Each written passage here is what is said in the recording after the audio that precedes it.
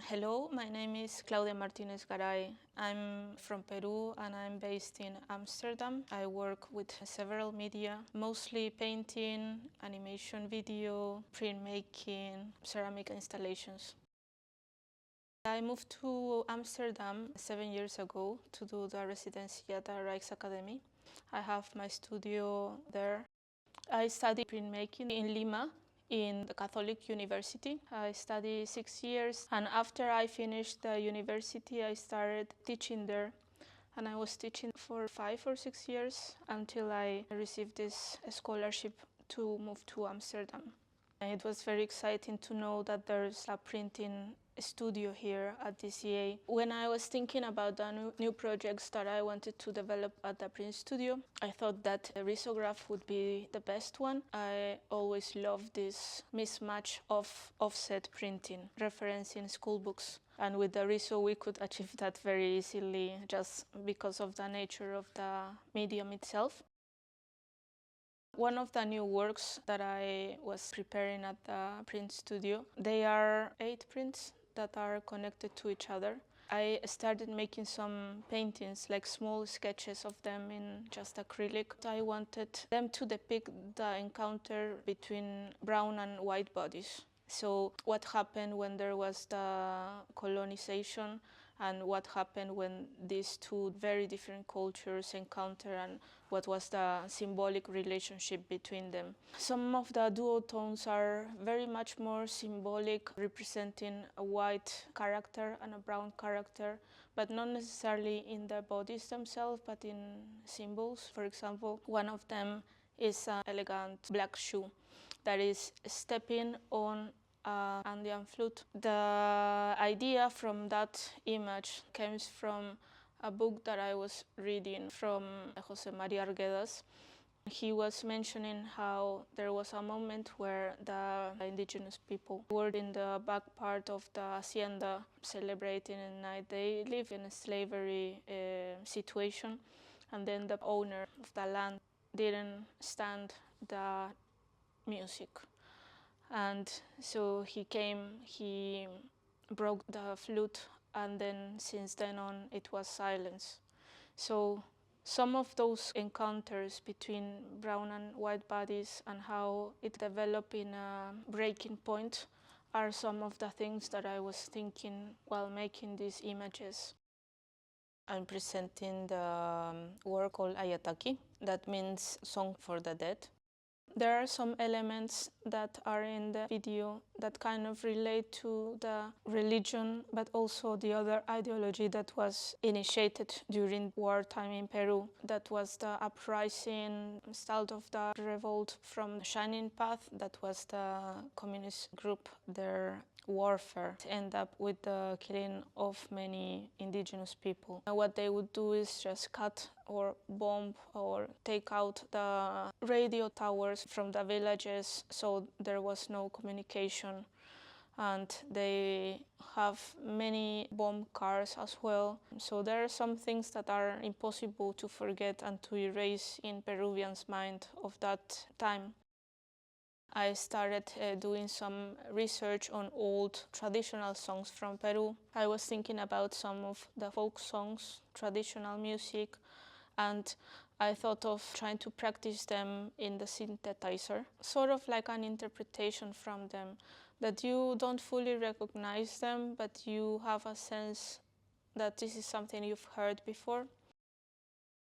The ceramic installation it was the second ceramic installation I made. The first one was very focused on my research on the Mochica culture in the north coast of Peru. I wanted to talk in this new installation not only about one culture. I thought for me it was kind of important to think we are still all of these things that happen to us. And I was thinking about religion, about the Shining Path during the 80s, which are some of the things that marked my life and the life of many Peruvians.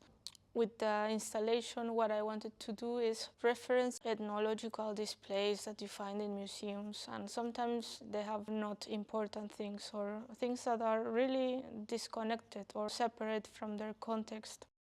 The new commission work, it's a very large mural that has some sublimated metal prints on there. I was thinking about Yunza as a reference point for this work.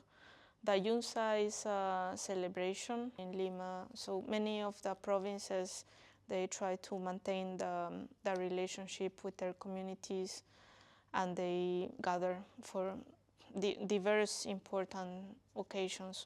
That was a memory I wanted to work with the Yunza, that it's just like a tree that gets put some very simple, banal things like a broom, balloons, and then the idea is that it will be cut out and then falls sort of like a piñata. Everyone would be trying to catch as much as they can. So they're connected by ropes. The ropes are having two endpoints. One of them is a very big, heavy, giant rock in the bottom, and the other one is a floating or hanging woman.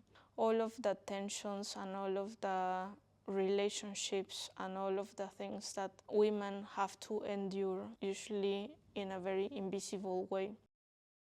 And the title of the work comes from a book that is very precious for me called Hold Everything Dear by John Berger. When I was thinking about the title for this mural, I was thinking everything's connected towards her, like she's hanging, she's pulling everything, but she's also uplifting all the things that happen around, all the beautiful things.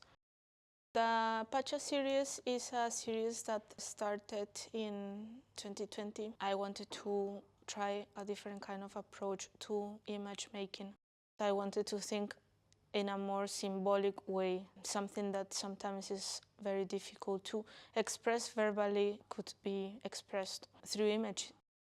The concept of Pacha is the unity of space and time, but think about that as an indivisible idea.